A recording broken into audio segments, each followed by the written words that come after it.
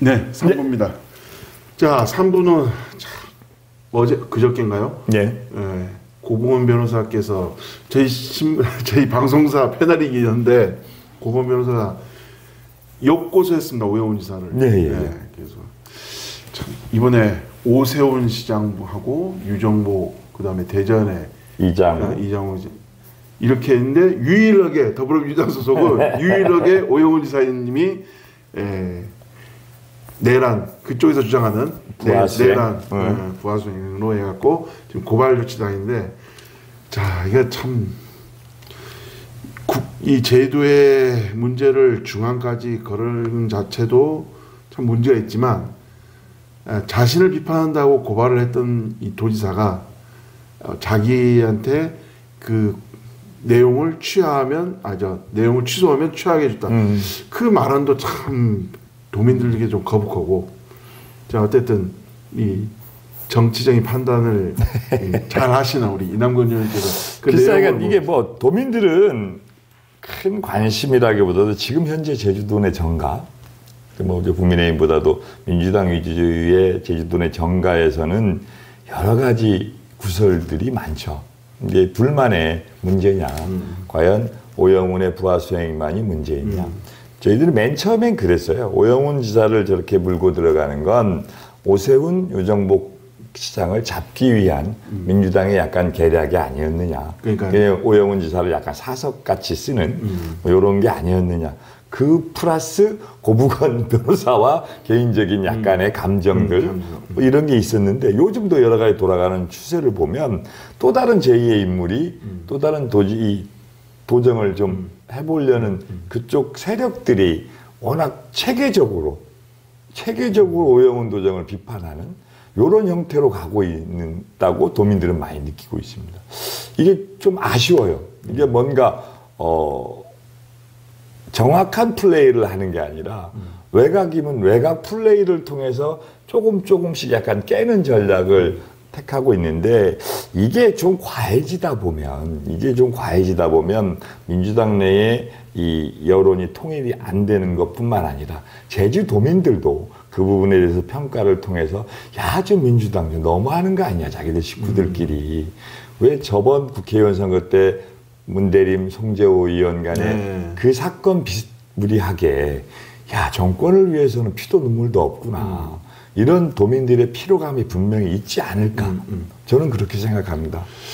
지금 보면 뭐 여의도 정가뿐만 아니고 제주 정가에서도 뭐 제주도 전략공천 얘기가 파다하거든요. 그럴 수밖에 없을 일반 도민들이 알 정도면 정치권에서는 뭐 내가 들은 바로는 마치 사실이냐 전략공천 얘기가 그렇죠. 그 얘기는 뭐냐면 오영훈 지사를 이번 도지사 선거에서 배제시킨다. 그게 전제가 없으면 전략공천이 힘들거든요. 그렇죠. 현직 지사인데. 예. 그래서 그게 파다합니다. 예, 제가 듣기로는 하여간 오영훈 지사는 어떻게든 경선을 하게끔 경선을 하겠다 이 주의거든요. 근데 그 과정에서 아마 중앙당에서 오영훈 지사의 설득 없이 전략 공천을 했을 때 그래도 오영훈 지사가 썩어도 준치라고 이 제주도 내에서 일정 지분을 갖고 있는 사람인데 오영훈 지사가 뭔가 어떤 액션을 취함으로써 선거구도에 약간의 변화가 생길 가능성은 분명히 있는 거죠. 제가 물어보겠습니다. 네? 만약에 특검에서 오영훈 지사를 조사를 한다. 그렇게 되면은 선거에 나올 수 있을까요?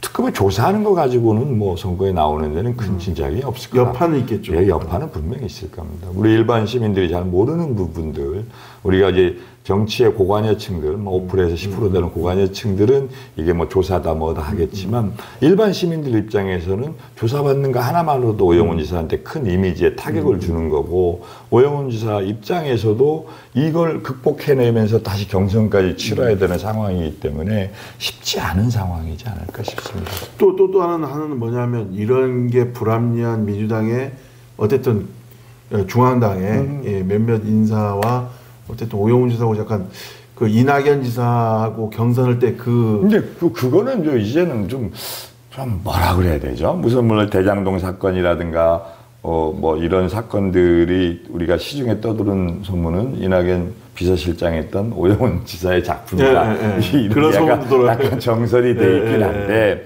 정치권에서 이제 그 문제를 가지고 아직도 뒤끝있게 하지는 않을 것 같고요. 오영훈 지사가 지난 3년 동안 했던 여러 가지 실정들, 뭐 실정이라기보다는 워낙 자신감, 자만감에서 비롯된 여러 가지 행동들이 도민들이 평가하고 그 평가의 틈새에서 여러 지금 다른 잠재해 있던 잠룡들이 그 틈새를 노리는 정국이 되다 보니까요.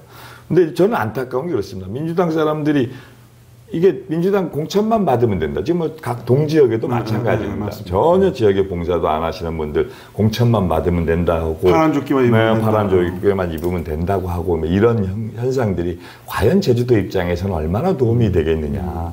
과거에는 상대방 경쟁자가 있기 때문에 좀 더 다른 분들한테 봉사하려고 하고 좀 더 다가가려고 했는데 이제는 당원들한테만 잘 보이는 좀 그들만의 정치하는 것 같아요. 좀 뭐한 얘기지만 개딸들한테만 잘 보이면 되는 정치를 지방 정치까지도 해야 되는 상황이라 이런 부분은 좀 아쉽습니다. 그러니까 제주도민들 입장에서 마이너스 요인이지 않을까. 어쨌든 간에 이거는 이거 뭐 잠깐 말씀드리겠습니다. 만약에 오영훈 지사가 무소속으로 나온다. 어쨌든 이번 뭐 여러 가지 압박 속에서도 본인에 대한 뭐 이런 말 하면 안 되지만 직업이 정치인이다 보니까 그렇죠. 나올 수밖에 없는데 민주당에서 저는 지금 보면 무소속으로 나온다. 전략공천이 되면 제 안을 지금 얘기하는 겁니다. 그럴 수도 있죠. 그렇게 되면 국민의힘이 유리한 거 아닙니까? 글쎄 뭐 그런 지점은 분명히 있을 수 있죠. 근데 이제 민주당, 국민의힘, 민주당 무소속이 됐을 때 과연 오영훈 도지사가 갖고 있는 자기의 파이 이게 과연 얼마나 되겠느냐. 민주당을 벗어난 오영훈의 파이가 얼마나 되겠느냐. 이제 시민들은, 도민들은 이렇든 저렇든 선거가 가까이 와 가면 자기의 이제 이해 구조에 맞는 선택을 하게 돼 있거든요. 이제 국민의힘이 못해도 30%의 기본 득표율은 돼 있습니다. 30에서 35%. 30에서 35%. 그러면 나머지 65% 가지고 이 둘이 나눈다고 생각하면 국민의힘이 유리할 수 있겠죠. 근데 막판에 가면 둘 중에 무소속이든 민주당이든 예전에 왜 우리 무소속의 원희룡 지사가 나왔고 우리 김방원 지사가 나왔을 때 도민들의 선택은 무소속의 원지사에서 여기에 갈 표를 무조건 원지사한테 밀어줬던 경험이 있습니다. 근데 이제 오영훈 도정은 뭐 그동안의 실정 때문에 그럴 가능성은 없겠지만 오영훈 지사가 무소속으로 나왔을 때 오영훈 지사가 갖고 있는 정치적인 자산이 표로 다 연결되겠느냐. 오영훈 당신네 조직이 그건 약간 미지수입니다. 그럼에도 불구하고 지금 제주도의 정치 지형은 국민의힘이 절대 불리한 지형이긴 하지만 그렇게 되면 1대1로 싸우는 것보단 저희들이 훨씬 더 전투력을 발휘할 기회가 생길 수 있는 공간이 생기죠. 그러면 저희들도 나름대로 경선을 통해서 훌륭한 후보를 경선한다면 저희들 국민의힘 입장에서도 결코 비관적인 싸움은 아니다. 원래까지만 해도 지금 도지사의 싸움은 절대 낙관적이지 못한 비관에 가까운 싸움이었는데 그런 선거 구도가 된다면 선거는 뭐 구도가 말이니까 그런 구도가 된다면 저희들도 충분히 해볼 수 있는 여지가 있다. 제가 왜 이런 얘기를 꺼내냐면 제가 작은 정치 뭐 큰 정치 작은 정치 떠나고 제가 도의회도 엄연히면 정치 세상인데 보면 반 오영훈 따르는 민주당 내 도의사도 있고 도의원들도 굉장히 많고 오영훈 지사를 따르는 도의원도 굉장히 많습니다. 근데 이 두 분이 사이가 안 좋아요. 이 두 세력이 사이가 너무 안 좋아요. 너무 안 좋지는 않은데. 너무 안 좋아요. 제가 너무 안 좋지는 않은데. 서로 인사도 안 하더라고요. 서로들 이제 그 안에 속마음이 다 있는 거라서 뭐 그런 상황입니다. 그거 보면서 이거 민주당에서 오만 자기 막 파란 조끼에만 무조건 된다 이런 식의 오만을 하면 도민들한테 큰 철퇴를 맞을 것이다. 이게 우리가 기울어지기 시작한 게 박근혜 대통령 탄핵 이후로 약간 기울어졌다고 봐야 되죠. 그 전에는 저희들이 약간 보수 우위적인 성향을 분명히 보였어요. 이명박 대통령, 박근혜 대통령 거지. 그럼에도 불구하고 그때 탄핵 때 지금 워낙 저희들이 이제 무너져 있는 성을 조금씩 재건해가는 과정인데 지금도 상당히 좀 쉽지만은 않은 상황입니다. 기존에 이제 인맥에 인프라가 그렇게 많이 없는 상황에서 상당히 어려운 상황이죠. 어떻게든 살아남아야 됩니다. 민주당 보면 젊은 친구들부터 이게 연결되는데 그렇죠. 국민의힘 같은 경우, 이 보수정당 같은 경우는 다 외부에서 오신 사람들이 다 하고 있어요 지금. 근데 뭐 연결이 됐다고 보든 저도 뭐 한 20년 넘게 정치판에 있었습니다만 그 전에는 연결고리가 다양하게 있었는데 저희들이 이제 정치권에 입문하는 연결고리가 저희들이 좀 끊어졌다.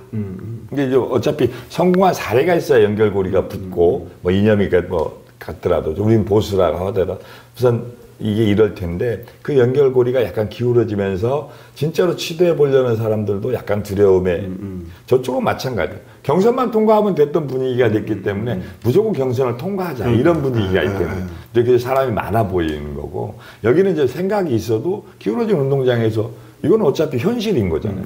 정치를 해보려면 어차피 나와서 당선이 돼야 되는 상황인데 당선이 돼야 되는 상황을 만들기가 쉽지 않은 운동장 사정이라 여기는 잔디가 곱게 깔린 데고 저기는 진흙탕이고 이래서 용기가 필요한데 똑같은 출발선은 아닌 것 같습니다. 저는 어쨌든 간에 정치를 지속적으로 취재를 하는 느낌상 네. 도민들이 현명한 선택이 왜냐하면 지금 도지사가 실책하는 게 도민을 의식하면 이런 실책이 나올 수가 없어요. 그렇습니다. 제 느낀 거는 도민들의 현명한 선택. 그러니까 도민을 무서워하는 도지사가 돼야 된다는 거죠. 그렇죠. 이게 뭐 의회도 마찬가지지만 도민을 그러니까 뭐 의회도 아까 우리 양 대표님 얘기하신 대로 그런 부분인 것 같아요. 이게 자기가 잘못하면 지역 분들한테 외면받을 수 있다는 게 있어야 되는데 지역 주민들의 정치에 대한 관심은 점점 줄어들죠. 그러니까 몇몇 다수에 의해서 이게 이 소수에 의해서 다수의 의견이 정해지는 이런 것 같이 그런 상황이기 때문에 뭐 저희들 입장에서 할 얘기는 아닙니다만 지역 주민들이 좀 더 관심을 가지고 좀 투표에도 많이 참여해 주시고 이런 논리를 저희들이 또 많이 얘기하고 이래야 되는데 이게 저희들이 체력이 좀 이게 간단치 않습니다. 그러니까 소극적이고 이래서 저희들이 잘못이 크죠. 이렇게 참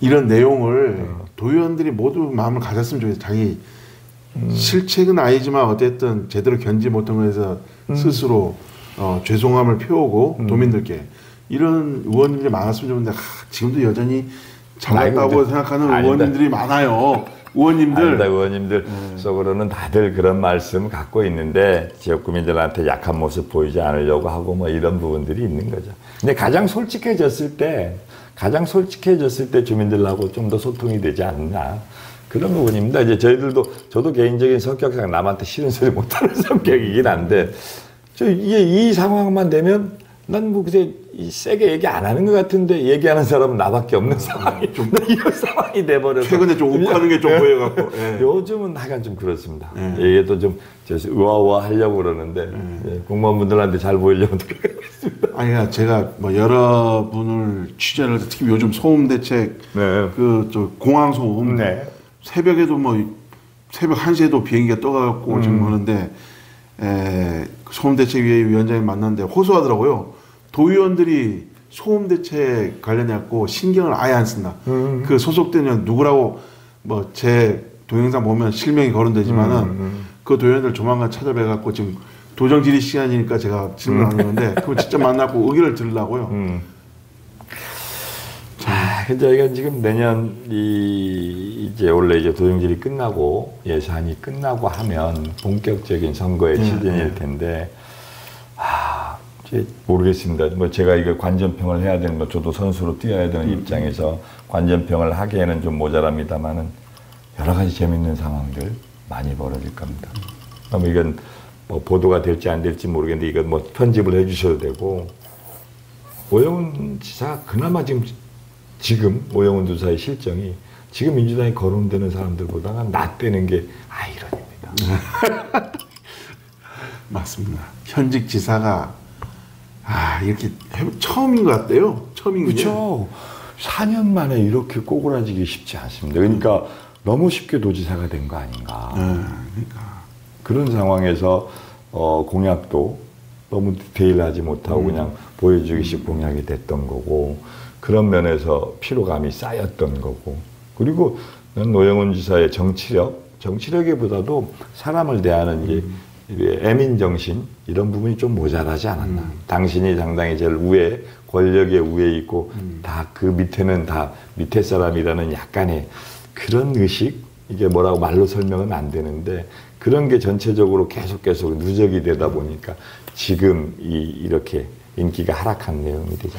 뭐 누구라고 얘기 안 하겠지만 조만간에 뭐 공개하겠지만 그분은 오영훈 지사님 만나면 위축된대요. 왜냐니까 지사를 만나는 게 아니고 막 상사를 만나는 것 같다고. 그런 게 저는 이제 소통을 하면 우리 양 대표하고 저하고 소통을 하면 양 대표의 얘기를 제가 수긍을 하고 제 얘기를 양 대표가 수긍을 하고 그 안에 또 얘기 안에서 정제 능력이 있을 거잖아요. 이런 과정을 통해서 이게 소통이지 둘이 자주 만난다고 소통이 된다고는 안 그렇죠. 봐요. 일방통행이 되면 여기는 계속 쌓여가고 또 여기는 여기 나름대로 말 안 듣는다고 쌓여가고 그럼 이제 소통이 안 된다고 봐. 아무리 자주 만나도 소통이 안 된다고 봐야 되죠. 지금 도정이 있는 게 실국장님들이 말을 안 한대잖아요. 예, 말을 여기서 더 얘기하는 거. 하여간 저 우리 이남구님 뭐 선거 어떻게 될지 모르지만 네. 선거하기 전에 한 번 더 모셔갖고 얘기를 이 민주당에서 오영훈 지사를 공격할 수 있는 사람이 몇 안 돼 갖고 참 저도 그분들이 참 그렇죠. 이제 뭐 얘기 못하죠. 저도 마찬가지입니다. 저도 마찬가지긴 한데 어차피 저희 야당이니까 정파가 틀리고 객관적인 사실에 입각해서 객관적인 사실, 감정이 좀 많이 정제된 이런 비판을 하는 입장이라 저는 가능한 부분이고요. 네, 알겠습니다. 자주 좀 찾아뵙겠습니다. 네, 알겠습니다. 고맙습니다. 이상 마치도록 하겠습니다. 고맙습니다.